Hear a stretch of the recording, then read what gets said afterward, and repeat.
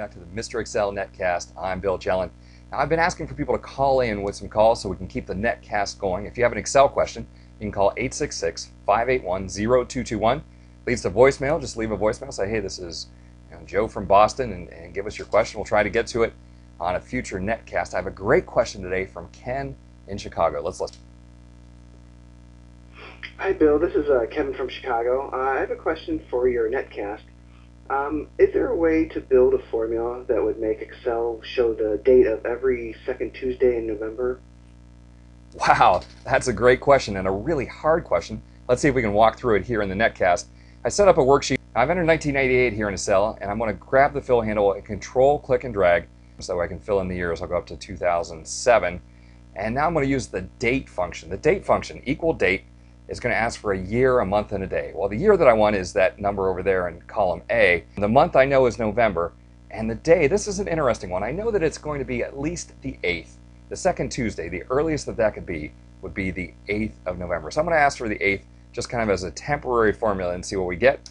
I'll enter that formula, double-click the fill handle, and now I want to format this to see what day of the week I'm getting. So if I go to Format Cells and choose the second date format, I can see that some of these fall on a Tuesday and others don't. The step that I'm going to need next is the Weekday function. The Weekday function will give me a number from 1 to 7 that basically is a code that tells me which day of the week the date is falling on. It happens that a 3 is a Tuesday.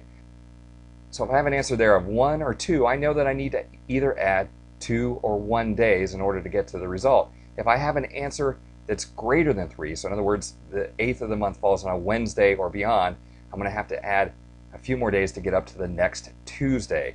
And the formula there, I'm going to switch to another sheet where I already puzzled out this formula. It says that if the weekday is less than 4, then I want to take 3 minus the weekday. If otherwise, I want to take 10 minus the weekday. And that was a little paper and pencil to figure that one out, and then finally add that back to the date in cell B1.